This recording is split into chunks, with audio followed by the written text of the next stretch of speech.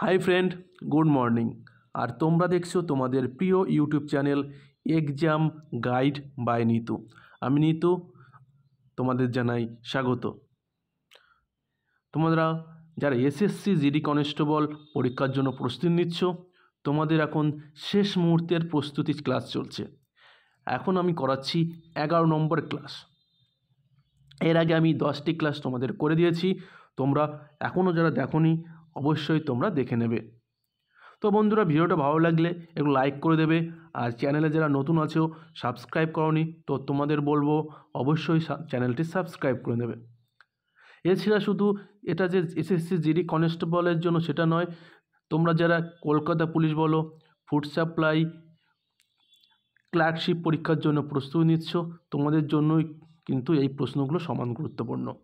তো চলো শুরু করা যাক প্রশ্ন। বলেছে, ভারতের কোন সীমান্তে মায়ানমার অবস্থিত? মায়ানমার ভারতের একটি প্রতিবেশী দেশ। সেই মায়ানমার ভারতের কোন দিকে অবস্থিত? তো মায়ানমার কিন্তু ভারতের পূর্ব সীমানায় অবস্থান করছে। ভারতের পূর্ব সীমানায় কিন্তু অবস্থান করছে কোনটা? মায়ানমার। ভারতের উত্তর দিকে যে দেশগুলোর প্রতিবেশী দেশ রয়েছে সেটা হচ্ছে চীন, ভুটান ও নেপাল। এই তিনটে দেশ কিন্তু ভারতের উত্তর সীমানায় রয়েছে। পশ্চিম সীমানায় কোন দেশ রয়েছে? পাকিস্তান ও আফগানিস্তান, ঠিক আছে। আর দক্ষিণে রয়েছে মালদ্বীপ এবং শ্রীলঙ্কা। ভারতের দক্ষিণের দিকে রয়েছে মালদ্বীপ এবং শ্রীলঙ্কা, আর পূর্বে রয়েছে মায়ানমার। এবং আমরা যে পশ্চিমবাংলার পূর্ব দিকে রয়েছে কোন দেশ? আমাদের পশ্চিমবাংলার পূর্ব দিকে রয়েছে বাংলাদেশ। আর ভারত কোন প্রতিবেশী দেশের সঙ্গে সবচেয়ে বেশি সীমানা রয়েছে? তো ভারতের কিন্তু এই বাংলাদেশের সঙ্গে কিন্তু সবচেয়ে বেশি আন্তর্জাতিক সীমানা রয়েছে। পরবর্তী প্রশ্ন, 2011 সালের আদমশুমারি অনুসারে নিচের কোনটি ভারতের সবচেয়ে জনবহুল মেট্রোপলিটন শহর? খুবই ইম্পর্টেন্ট প্রশ্ন এটা। তো 2011 সালে যে আদমশুমারি হয়েছিল সেই হিসাবে কিন্তু ভারতের সবচেয়ে জনবহুল মেট্রোপলিটন শহর হচ্ছে মুম্বাই। মুম্বাই কিন্তু ভারতের সবচেয়ে জনবহুল মেট্রোপলিটন শহর। তোমাদের 2011 সালের যে জনগণনা সেখান থেকে কিন্তু খুব প্রশ্ন আসবেই। এটা একটা গত বছর এসছে, 2021 এসেছিলো, 2023 কিন্তু তোমাদের এই জনগণনা থেকে কিন্তু প্রচুর প্রশ্ন এসেছে। চলো নেক্সট। বলেছে, গিদ্দা যে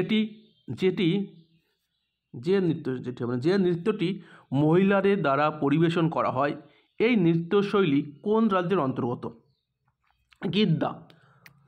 গিদ্দা কোন রাজ্যের মহিলারা পরিবেশন করে? তো গিদ্দা কিন্তু পাঞ্জাবের মহিলারা পরিবেশন করে। আর ভাংরা করে ছেলেরা, ঠিক আছে। ভাংরা নৃত্য করে, ভাংরা নাচে হচ্ছে ছেলেরা, এবং গিদ্দা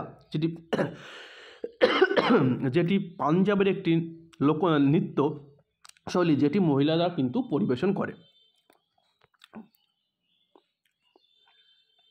গরবা গুজরাট, তাই তো, গরবা কিন্তু গুজরাট। তামিলনাড়ুর একটি শাস্ত্রীয় নৃত্য কি? ভারতনাট্যম কিন্তু তামিলনাড়ুর শাস্ত্রীয় নৃত্য। কেরালার শাস্ত্রীয় নৃত্য কি? কথাকলি এবং মোহিনীনাট্যম। কথাকলি এবং মোহিনীনাট্যম কেরালার একটি শাস্ত্রীয় নৃত্যশিল্পী। তামিলনাড়ুর শাস্ত্রীয় নৃত্যশৈলী হচ্ছে ভারতনাট্যম, গুজরাটের গরবা। পরবর্তী প্রশ্ন, ভারতীয় সংবিধানের কোন অনুচ্ছেদের আইনের সমান সুরক্ষা এবং আইনের সামনে সমতা প্রদান করা হয়েছে? আইনের চোখে সবাই সমতা, তাই তো। কোন অনুচ্ছেদে বলা আছে? কিন্তু অনুচ্ছেদ কিন্তু 14তে কিন্তু এটা বলা আছে। আর 19-এ কি বলা আছে? অনুচ্ছেদ 19-এ কিন্তু 6টি স্বাধীনতার কথা কিন্তু বলা আছে। 19-এ কী বলা আছে? 19-এ বলা আছে 6টি স্বাধীনতার কিন্তু বলা আছে ভারতীয় সংবিধানে।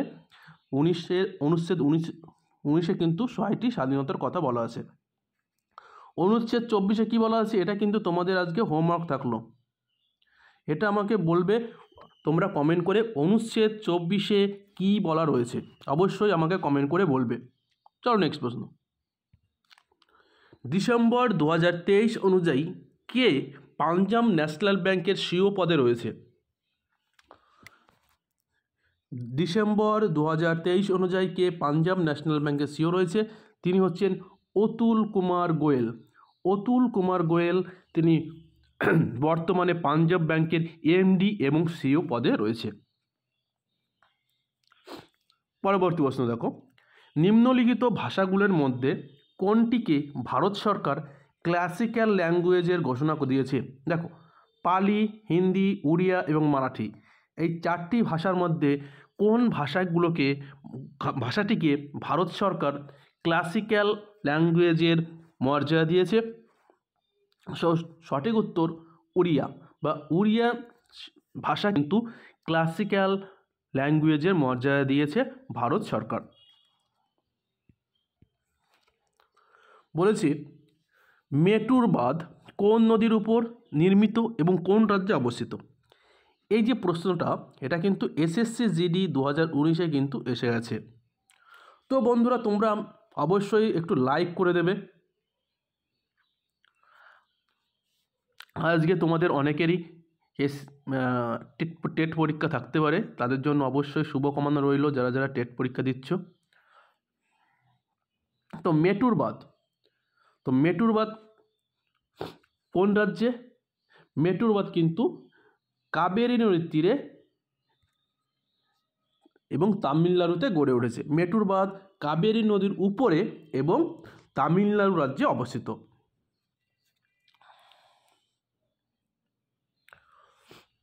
পরবর্তী প্রশ্ন, নিম্নলিখিত কোন খেলাটি ফুটবল প্রতিযোগিতার সঙ্গে যুক্ত? 4টে অপশন রয়েছে। দিলীপ ট্রফি, যেটা ক্রিকেটের সঙ্গে যুক্ত; ইরানি ট্রফি, ক্রিকেট খেলার সঙ্গে যুক্ত; রঞ্জি ট্রফি, এটাও কিন্তু ক্রিকেট খেলার সঙ্গে যুক্ত। আর বলেছে কোনটি ফুটবল প্রতিযোগিতার সঙ্গে যুক্ত? তো সঠিক উত্তর সন্তোষ ট্রফি। সন্তোষ ট্রফি কিন্তু ফুটবল খেলার সঙ্গে যুক্ত। ঠিক আছে, দিলীপ ট্রফি, ইরানি ট্রফি, রঞ্জি ট্রফি সবই ক্রিকেট খেলার সঙ্গে যুক্ত। সন্তোষ ট্রফিতে বেশিবার চ্যাম্পিয়ন হয়েছে বাংলা,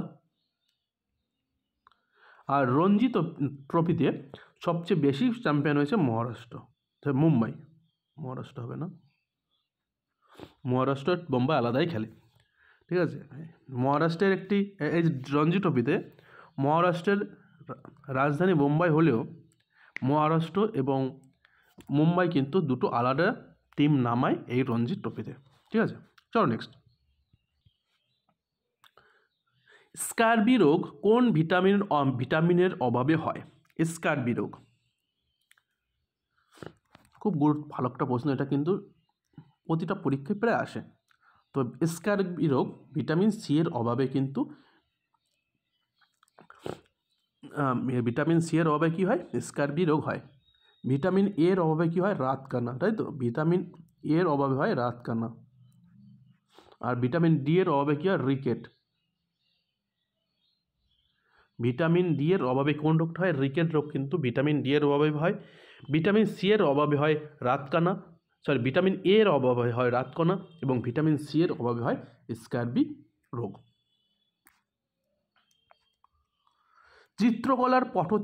চিত্রকলা পট্টচিত্র শৈলী কোন রাজ্যের সাথে যুক্ত একটি জনপ্রিয় চিত্রশিল্পী? এই পট্টচিত্র শৈলী কোন রাজ্যের সঙ্গে যুক্ত? তো পট্টচিত্র কিন্তু উড়িষ্যা। পট্টচিত্রশিল্পী কিন্তু উড়িষ্যা রাজ্যের সঙ্গে যুক্ত। আর মধুবনী চিত্রশৈলী হচ্ছে বিহারে। মধুবনী চিত্রশিল্প হচ্ছে বিহারে, আর পট্টচিত্র কিন্তু উড়িষ্যার। চলো নেক্সট। ভারতের ক্ষুদ্রতম কেন্দ্রশাসিত অঞ্চলের নাম কি? ভারতের ক্ষুদ্রতম কেন্দ্রশাসিত অঞ্চল লাক্ষাদ্বীপ। আর ভারতের বৃহত্তম কেন্দ্রশাসিত অঞ্চল কি? আন্দামান ও নিকোবর দ্বীপপুঞ্জ কিন্তু ভারতের বৃহত্তম কেন্দ্রশাসিত অঞ্চল এবং সবচেয়ে ক্ষুদ্রতম কেন্দ্রশাসিত অঞ্চল লাক্ষাদ্বীপ আয়তনের দিক থেকে। আর আয়তন দিক থেকে বৃহত্তম রাজ্য রাজস্থান। আয়তনের দিক থেকে বৃহত্তম রাজ্য কিন্তু রাজস্থান। পরবর্তী প্রশ্ন, নিম্নলিখিত কোন বর্ণের রশ্মির তরঙ্গ দৈর্ঘ্য সবচেয়ে কম? তো তরঙ্গ দৈর্ঘ্য সবচেয়ে কম হচ্ছে বেগুনি। বেগুনি রঙের তরঙ্গ দৈর্ঘ্য সবচেয়ে কম। তো বলবো তোমরা অবশ্যই এটা লাইক করে দেবে। চলো নেক্সট, খেলো ইন্ডিয়া প্যারা গেমস 2023 সম্প্রতি কোন শহরে অনুষ্ঠিত হলো? প্যারা গেমস, তো সঠিক উত্তর হবে নতুন দিল্লিতে কিন্তু এই 2023-এর খেলো ইন্ডিয়া প্যারা গেমস অনুষ্ঠিত হয়ে গেছে। এছাড়া 2023-এ 37তম ন্যাশনাল গেমস গোয়াতে অনুষ্ঠিত হলো, সম্প্রতি হয়ে গেল 2023-এ। ঠিক আছে, 2023-এ এশিয়া কি বলে জাতীয় গেমস কোথায় হলো? গোয়াতে। কততম এটা ছিল? 37তম। আর 2023-এ খেলো ইন্ডিয়া প্যারা গেমস এটা নতুন দিল্লিতে আয়োজন করা হলো বা হয়েছে। পরবর্তী প্রশ্ন, কোন দিনটি বিশ্ব পর্যটন দিবস হিসেবে পালন করা হয়?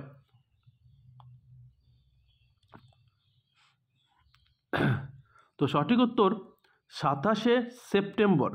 27শে সেপ্টেম্বর কিন্তু বিশ্ব পর্যটন দিবস হিসেবে পালন করা হয়। 12ই আগস্ট কি?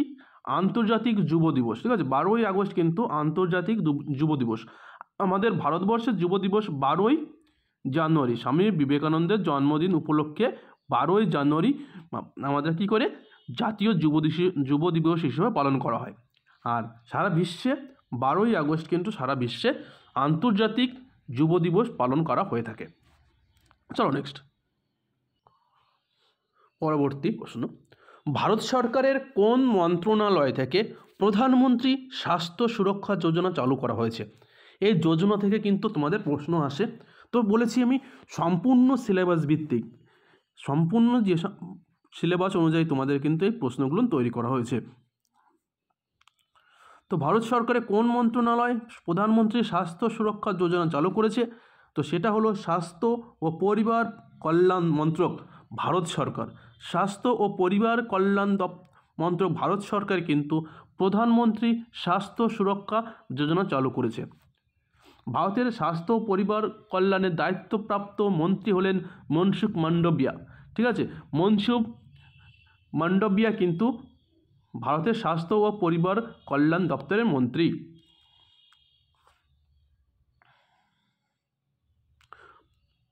পরবর্তী প্রশ্ন, মুঘল আমলে রাজস্ব আদায়কারী কর্মচারীদের কি বলা হতো?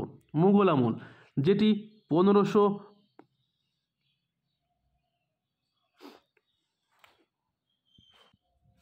কি বলেছে তাহলে, মোগল আমলে ভূমি রাজস্ব আদায়কারী কর্মচারীদের কি বলা হতো? বলা হতো দেওয়ান। ঠিক আছে, মোগল আমলে ভূমি রাজস্ব আদায়কারী কর্মচারীদের বলা হতো দেওয়ান। চলো নেক্সট, ভারতের সংবিধানের কয়টি মৌলিক অধিকার ও মৌলিক কর্তব্য আলোচনা করা হয়েছে? ভারতীয় সংবিধানের কয়টি মৌলিক অধিকার এবং মৌলিক কর্তব্য আলোচনা করা হয়েছে বর্তমানে? ঠিক আছে, বর্তমানে কিন্তু ভারতের কয়টি মৌলিক অধিকার এবং মৌলিক কর্তব্য রয়েছে? 2023 অনুযায়ী, 2023 ডিসেম্বর অনুযায়ী কিন্তু ভারতের কয়টি মৌলিক কর্তব্য এবং মৌলিক অধিকার রয়েছে? তবে ভারতে কিন্তু বর্তমানে কিন্তু 6টি মৌলিক অধিকার এবং 11টি মৌলিক কর্তব্য রয়েছে। আর সূচনা লগ্নে যখন সংবিধান সূচনা হয়েছিল তখন কিন্তু মৌলিক অধিকার ছিল কয়টি? 7টি। মৌলিক অধিকার ছিল 7টি, কিন্তু পরবর্তীকালে 44তম সংবিধান সংশোধনের মাধ্যমে 44তম সংবিধান সংশোধন 1978-এ এই সম্পত্তির অধিকার বাতিল করে দিয়ে সেটা কিন্তু এখন 6টি মৌলিক অধিকারের মধ্যে পড়েছে। সম্পত্তির অধিকার কোথায় ছিল? 31 নম্বর অনুচ্ছেদে কিন্তু মৌলিক অধিকার ছিল সম্পত্তির অধিকার। কিন্তু 44তম সংবিধান সংশোধন 1978 সালে পরিবর্তন করে সম্পত্তির অধিকার মৌলিক অধিকার থেকে কিন্তু বাদ দিয়েছে। সেই জন্য কিন্তু বর্তমানে কিন্তু মৌলিক অধিকারের সংখ্যা কিন্তু 6টি। আর মৌলিক কর্তব্য প্রথমে ছিল 10টি, যেটি 1976 সালে 42তম সংবিধান সংশোধনের মাধ্যমে অন্তর্ভুক্ত হয়েছিল এবং পরবর্তীকালে 86তম সংবিধান সংশোধন 2002-এর মাধ্যমে 6 থেকে 14 বছর শিশুদের বাধ্যতামূলক শিক্ষা এটা অন্তর্ভুক্ত হয়ে যাওয়ার পর মৌলিক কর্তব্যের সংখ্যা হয়েছে 11টি। তো বর্তমানে 2023 অনুযায়ী ভারতীয় সংবিধানের মৌলিক অধিকার এবং মৌলিক কর্তব্যের সংখ্যা হলো যথাক্রমে 6 এবং 11। ঠিক আছে, চলো নেক্সট। 2015 সালের হিসাবে national mission for Ganga clean এর বিশ্ব ব্যাংক অর্থায়িত national Ganga river basin project এর কেন্দ্রবিন্দুতে কয়টি রাজ্য ছিল? এই গঙ্গা অ্যাকশন প্ল্যান যেটি 2015 সালে শুরু হয়েছিল, সেই হিসাবে বিশ্ব ব্যাংক অর্থায়িত ন্যাশনাল গঙ্গা রিভার বেসিন প্রজেক্টের কেন্দ্রবিন্দু কয়টি রাজ্য? তো সঠিক উত্তর কিন্তু 5টি রাজ্য। পরবর্তী প্রশ্ন, নিচের কোন গাছ বা গাছটি কাশি এবং সর্দির চিকিৎসায় ব্যবহৃত হয়? তো নিচের যে গাছটি পুদিনা খেলে কিন্তু কাশি এবং চিকিৎসা ব্যবহার করা হয়। চলো নেক্সট। ঋগ্বেদ কয়টি মণ্ডল বা খণ্ডে বিভক্ত করা হয়েছে? ঋগ্বেদ কিন্তু 10টি খণ্ডে বিভক্ত। কয়টি খণ্ডে বিভক্ত? 10টি খণ্ডে বিভক্ত। তো বন্ধুরা, ভিডিওটা এই পর্যন্তই। তোমাদের জন্য 20টি প্রশ্ন, ইম্পর্টেন্ট প্রশ্ন আলোচনা করা হলো। তো ভিডিও ভালো লাগলে একটু লাইক করে দেবে, আর এখনও পর্যন্ত যারা সাবস্ক্রাইব করেনি তো বলবো অবশ্যই চ্যানেলটি সাবস্ক্রাইব করে দেবে। তো চলো এখন